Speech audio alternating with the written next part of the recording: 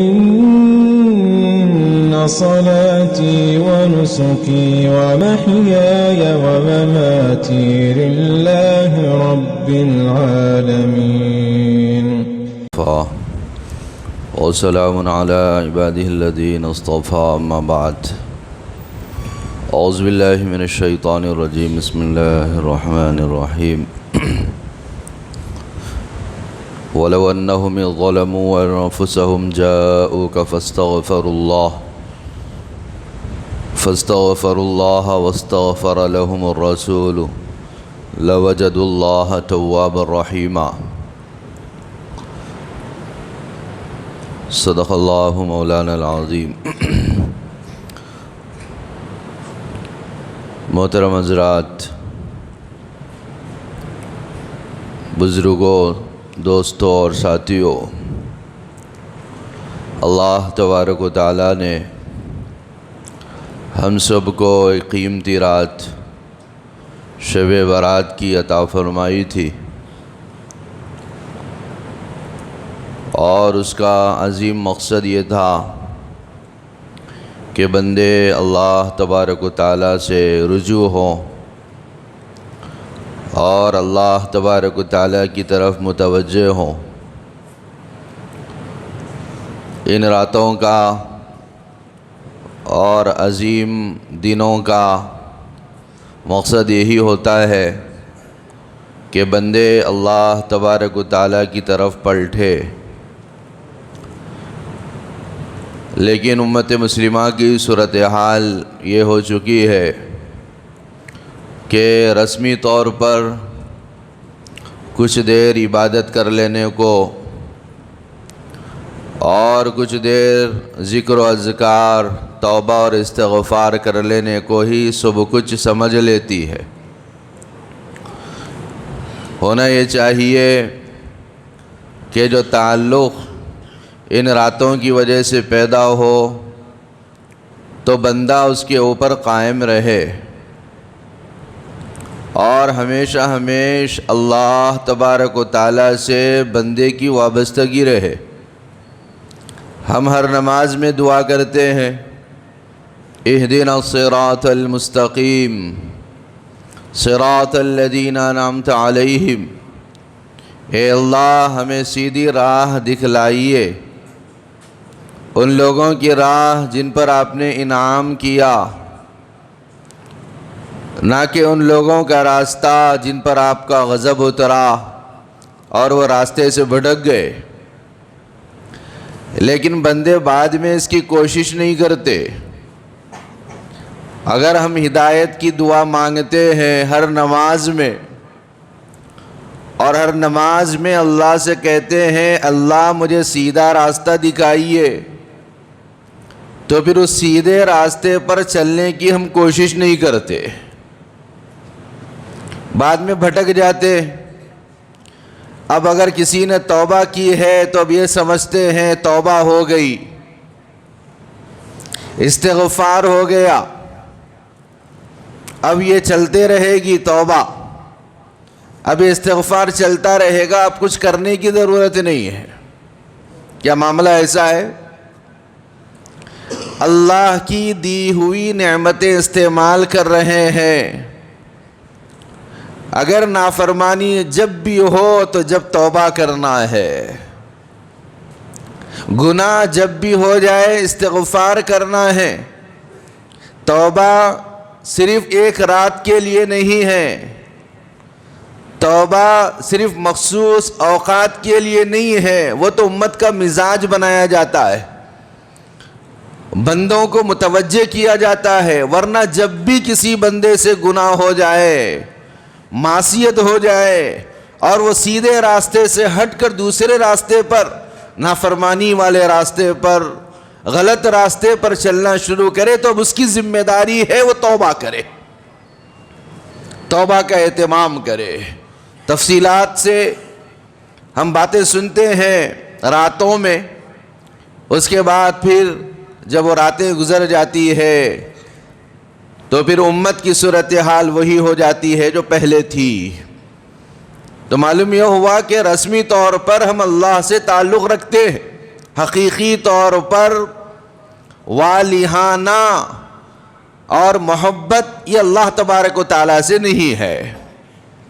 قرآن مجید کے اندر اللہ تبارک و تعالیٰ بار بار بیان فرماتے ہیں، اے بندو اللہ کی طرف رجوع کرو، توبو الی اللہ توبۃ نصوحا، اے ایمان والو سچی پکی توبہ کرو اور اسی پر قائم بھی رہو۔ تو لہذا ہر ایک کی یہ ذمہ داری ہے اور ہر ایک کو یہ کوشش کرنا چاہیے کہ کوئی ہم سے گناہ ہو جائے، کوئی نافرمانی ہو جائے، کوئی اللہ تبارک و تعالیٰ کا حکم چھوٹ جائے، فوراً اللہ تبارک و تعالیٰ کی بارگاہ میں آنا چاہیے اور اللہ سے توبہ اور استغفار کرنا چاہیے۔ اللہ تبارک و تعالیٰ نے اس آیت میں وَلَوْ أَنَّهُمْ ظَلَمُوا أَنفُسَهُمْ جَاءُوكَ فَاسْتَغْفَرُوا اللَّهَ، اس میں واضح طور پر اس بات کو بیان فرمایا کہ جنہوں نے اپنے اوپر ظلم کیا ہے، وَلَوْ أَنَّهُمْ ظَلَمُوا أَنفُسَهُمْ، اپنے اوپر ظلم کیا، نمازیں چھوٹ گئی، گناہ ہو گئے، سنتوں کو چھوڑ دیا، کوئی نافرمانی ہو گئی، وَلَوْ أَنَّهُمْ ظَلَمُوا أَنفُسَهُمْ جَاءُوكَ، حضور اکرم صلی اللہ علیہ وسلم جب تک حیات تھے کہ آپ صلی اللہ علیہ وسلم کے پاس وہ آئے اور پھر وہ اللہ سے استغفار کرے، اللہ کے پاس گریہ وزاری کرے اور رسول اللہ صلی اللہ علیہ وسلم بھی ان کے لیے اللہ کی بارگاہ میں ان کی درخواست کرے تو لَوَجَدُ اللَّهَ تَوَّابًا رَحِيمًا، تو اللہ فرما رہے ہیں کہ وہ بندے اللہ کو توبہ قبول کرنے والا اور رحم کرنے والا پائیں گے۔ تو معلوم یہ ہوا کہ بندے جب جب اللہ کی بارگاہ میں توبہ کرتے ہیں، اس کے لیے کوئی مخصوص رات نہیں ہے، جب جب توبہ کرتے ہیں، جب جب استغفار کرتے ہیں،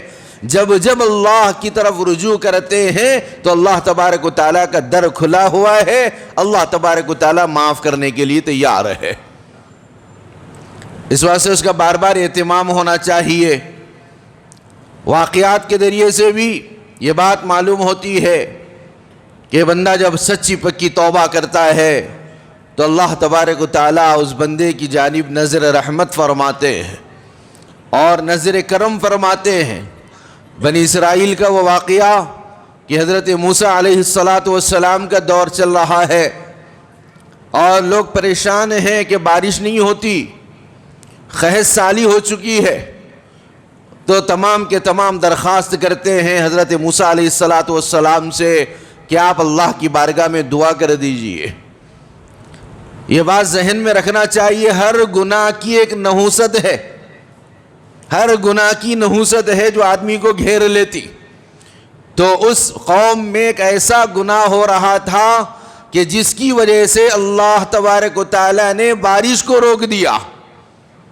آپ صلی اللہ علیہ وسلم نے بھی کئی ایک گناہ ایسے ذکر کیے ہیں، زکوٰۃ ادا نہ کرنے کا وبال الگ ہے، زنا اور بدکاری کرنے کا وبال الگ ہے، نمازوں کو چھوڑ دینے کا وبال الگ ہے، سود اور رشوت لینے کا وبال اور گناہ الگ ہے، اس کی نحوست الگ ہے۔ یہ تمام کی تمام نحوستیں ہیں اور پریشانیاں جو انسان کو گھیر لیتی ہے برے اعمال کی وجہ سے۔ تو آدمی کے اوپر کوئی حالات آ جائے، کوئی پریشانی آ جائے تو سوچنا چاہیے کہ میں نے کون سا گناہ کا کام کیا ہے، مجھ سے کون سا گناہ سرزد ہوا ہے اور کون سے گناہ میں مبتلا ہوں جس کی وجہ سے یہ رکاوٹ آ رہی ہے۔ جاب نہیں مل رہا، روزی میں برکت نہیں ہو رہی، اولاد نافرمان ہوتی چلی جا رہی، گھر میں خیر و برکت نہیں ہے، آدمی کما رہا ہے بے برکتی ہے، تو اس کی وجوہات تلاش کرے، خود انسان کی زندگی کے اندر وہ رہتی ہے۔ آدمی جب غور و فکر کرے گا تو معلوم ہوگا رب کی فلاں نافرمانی میں کر رہا ہوں جس کی وجہ سے یہ نحوست کا سامنا مجھے کرنا پڑ رہا ہے۔ تو پوری قوم مبتلا ہو گئی، اللہ تبارک و تعالیٰ نے بارش کو روک دیا۔ موسیٰ علیہ السلام نے دعا کی اللہ تبارک و تعالیٰ سے، اے اللہ بارش برسائیے، اللہ نے کہا اے موسیٰ تمہاری قوم میں ایک ایسا گنہگار ہے جس کے گناہوں کی نحوست سے ہم نے بارش کو روک دیا، آپ اس کو اپنی قوم سے باہر نکالیے پھر بارش ہوگی۔ تو حضرت موسیٰ علیہ السلام نے تمام قوم کو جمع کیا، جمع کرنے کے بعد اعلان کیا کہ بھئی وہ کون سا ایسا گنہگار ہے جو اللہ کی نافرمانی کرتا ہے، چھپ کر کرتا ہے، ظاہر کرتا ہے، کون سا ایسا گنہگار ہے وہ ہمارے مجمع سے باہر نکل جائے، وہ ہماری قوم سے باہر نکل جائے۔ اب موسیٰ علیہ السلام بار بار اعلان فرما رہے ہیں اور کوئی نکلنے کے لیے تیاری نہیں ہے، بہت دیر ہو گئی، موسیٰ علیہ السلام بار بار کہہ رہے ہیں اور کوئی نکلنے کے لیے تیار نہیں ہے۔ اس کے بعد اچانک کیا دیکھتے ہیں کہ بارش ہونا شروع ہو گئی اور زوردار بارش ہو رہی ہے، موسلادھار بارش ہو رہی ہے۔ تو حضرت موسیٰ علیہ السلام فوراً اللہ کی جانب رجوع ہوئے اور اللہ تبارک و تعالیٰ سے کہا اے اللہ، آپ نے تو کہا وہ گنہگار قوم سے باہر نکلے، وہ گنہگار بستی سے باہر نکلے پھر بارش ہوگی، وہ گنہگار ابھی باہر نہیں نکلا، وہ گنہگار قوم سے دور نہیں گیا اور بارش ہو گئی۔ تو اللہ تبارک و تعالیٰ نے حضرت موسیٰ علیہ السلام سے کہا اے موسیٰ، جب آپ نے اعلان کیا وہ گنہگار جو 40 سال سے گناہ میں مبتلا تھا اور معصیتوں پر معصیتیں کر رہا تھا، گناہ پر گناہ کر رہا تھا، وہ میری جانب رجوع ہوا اور اس نے مجھ سے کہا اے اللہ، آپ ایسے رحیم ہیں اور ایسے غفور ہیں کہ آپ نے 40 سال تک میرے گناہوں کو چھپائے رکھا اور آج میرے لیے یہ ذلت کا سامنا ہے، رسوائی کا سامنا ہے۔ اگر میں مجمع سے نکل کر باہر چلا جاؤں گا پوری قوم کے اندر رسوا ہو جاؤں گا، پوری قوم میں ذلیل ہو جاؤں گا۔ اے اللہ، جس طریقے سے آپ نے میرے گناہ کی پردہ پوشی کی ہے، میرے گناہ کو چھپائے رکھا ہے، اے اللہ میں آپ سے سچی توبہ کرتا ہوں، پکی توبہ کرتا ہوں، آج کے بعد کبھی وہ گناہ نہیں کروں گا، اور جو گناہ مجھ سے ہوا ہے اس کے اوپر میں نادم ہوں، اس کے اوپر میں پشیماں ہوں، اس کے اوپر میں روتا ہوں، اس کے اوپر میں گڑ گڑاتا ہوں، میرے گناہ کو معاف کر دیجئے، آئندہ کبھی بھی میں وہ گناہ نہیں کروں گا۔ تو اللہ نے فرمایا کہ اس کے سچی توبہ کی وجہ سے اے موسیٰ، میں نے اس کی توبہ کو قبول کیا اور میں نے بارش برسا دی۔ تو گویا کہ توبہ کا نتیجہ یہ ہوتا ہے، بندہ جب اپنی زندگی کے اندر توبہ کرتا ہے تو پھر اللہ تبارک و تعالیٰ اس کے گناہوں کا صفاً صفا کر دیتے ہیں، اس کی زندگی کو بدل دیتے ہیں، زندگی میں انقلاب آ جاتا ہے، زندگی میں تبدیلی آ جاتی ہے۔ شب برات گزری، ہم نے بھی توبہ کی ہے، لیکن توبہ قبول ہوئی یا نہیں ہوئی اس کا کیسے پتہ چلے گا؟ اس کی علامت کیا ہے؟ علماء نے بیان فرمایا جس گناہ سے توبہ کی ہے اس گناہ سے بچ رہا ہے تو سمجھو توبہ قبول ہوئی، جس گناہ سے توبہ کی ہے اس گناہ کو اب نہیں کر رہا ہے تو سمجھو توبہ قبول ہو گئی، لیکن جس گناہ سے توبہ کی پھر گناہ کر رہا ہے، پھر گناہ کر رہا ہے تو سمجھو اس کی توبہ کے اندر کمی ہے، توبہ کمپلیٹ نہیں ہوئی، توبہ مکمل نہیں ہوئی۔ اس واسطے توبہ اس پکے اور سچے ارادے کا نام ہے کہ اللہ، وہ جو گناہ میں کر رہا تھا، وہ گناہ جو آپ کی نافرمانی میں تھی، اے اللہ مجھے ندامت ہے، مجھے شرمندگی ہے، مجھے افسوس ہے کہ میں وہ آپ کی نافرمانی کیوں کر رہا تھا، اور آدمی اس گناہ کو چھوڑے اور آئندہ یہ ارادہ کرے کہ اے اللہ کبھی بھی میں اس گناہ کو اب نہیں کروں گا، اس گناہ کے قریب نہیں جاؤں گا، اس گناہ کو دیکھوں گا بھی نہیں۔ تو یہ سچا اور پکا ارادہ، یہ ہے سچی توبہ۔ اس کے بعد اگر پھر توبہ ٹوٹ جائے، توبہ تو کی پھر گناہ کر لیے تو پھر کیا ہے؟ پھر توبہ، پھر گناہ ہو گیا پھر توبہ، پھر گناہ ہو گیا پھر توبہ۔ آدمی کو مایوس کسی بھی حال میں نہیں ہونا، ہر حال میں توبہ کرتے رہنا ہے، اس واسطے کہ اس کے پاس جو دو چیزیں ہیں، نفس اور شیطان، اس کے پیچھے لگے ہوئے۔ شیطان بھی ہمیشہ انسان کو ورغلاتا رہتا ہے۔ قرآن میں بار بار اللہ تبارک و تعالیٰ نے ذکر کیا اِنَّهُ لَكُمْ عَدُوٌّ مُبِينٌ، وہ تمہارا کھلا دشمن ہے، وہ تمہیں نیکیوں سے روکے گا، وہ تمہیں سیدھے راستے سے روکے گا۔ آپ صلی اللہ علیہ وسلم نے فرمایا کہ دیکھو یہ ہے صراط مستقیم، سیدھا راستہ، اس کے دائیں بائیں یہ شیطان کے راستے ہیں۔ شیطان یہ چاہتا ہے کہ سیدھے راستے سے تم کو ہٹا دے، وہ تو بیٹھا ہوا ہے سیدھے راستے پر کہ کسی طریقے سے سیدھے راستے پر بندے نہ چل سکے، تو شیطان ہے اور یہ نفس ہے، خواہشات ہے جو انسان کو اللہ تبارک و تعالیٰ کی اطاعت اور رسول اللہ صلی اللہ علیہ وسلم کی فرما برداری اس سے انسان کو روک دیتے۔ اس واسطے جب بھی توبہ ٹوٹ جائے اس کا علاج یہ ہے کہ پھر توبہ کیا جائے، پھر توبہ ٹوٹ جائے، پھر توبہ کیا جائے۔ کب تک کرنا ہے؟ وَاعْبُدْ رَبَّكَ حَتَّى يَأْتِيَكَ الْيَقِينُ، جب تک موت نہ آ جائے،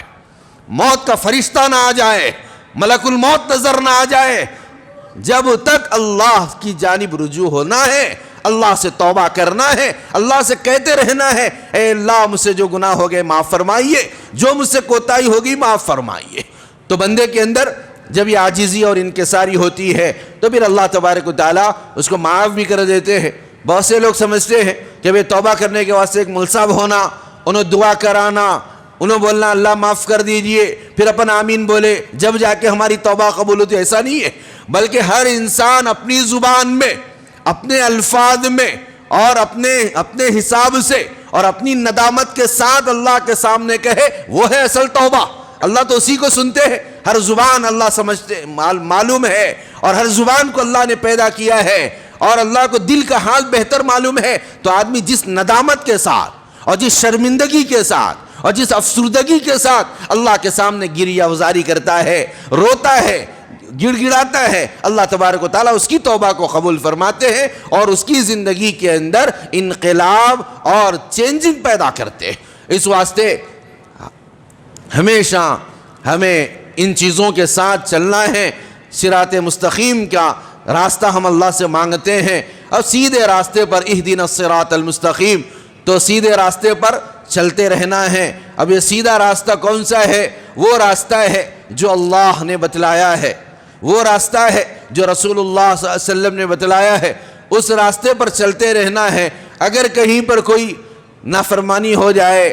اور اطاعت سے آدمی ہٹ جائے تو فوراً اللہ تبارک و تعالیٰ کی جانب رجوع کرنا اور توبہ اور استغفار کرنا اور پھر نیکیوں میں اپنے آپ کو لگانا، یہی ہے اصل کام اور یہی ہے اصل مقصد۔ شب برات تو آتی ہے اور چلی جاتی ہے، لیکن اصل یہ ہے کہ آدمی اپنے خیالات کو بدلے، اپنی سوچ کو بدلے اور اپنی فکر کو بدلے۔ اب رمضان بھی آنے والا ہے، اس سے پہلے میں اپنے آپ کو پاک اور صاف کر لوں گا، ہر گناہ سے میں نمازوں کا اہتمام کروں گا، میں قرآن مجید کی تلاوت کا اہتمام کروں گا، میں ذکر و تسبیح کا خاص اہتمام کروں گا، میں حقوق کی ادائیگی کا خاص اہتمام کروں گا، اس واسطے کہ رمضان بھی زندگی کو تبدیل کرنے کے لیے ہے، اور یہ نیک اعمال بھی انسان کی زندگی کو خوبصورت بناتے ہیں، بدتر سے اچھی جانب لے آتے ہیں، غلط چیزوں سے اچھے چیزوں کی جانب لے آتے ہیں۔ لہذا ان اعمال کا خاص اہتمام ہم میں سے ہر ایک کو کرتے رہنا ہے۔ اللہ تبارک و تعالیٰ سے دعا ہے کہ جو ہم نے عبادات کی ہے، جو توبہ اور استغفار کیا ہے اور جو نوافل کا اہتمام کیا ہے، اللہ ہم سب کی عبادات کو مقبول فرمائے اور ہمیشہ ان عبادات کو کرتے رہنے کی توفیق عطا فرمائے۔ وآخر دعوانا ان الحمدللہ رب العالمین۔ Thanks for watching. Don't forget to like, comment, share and subscribe to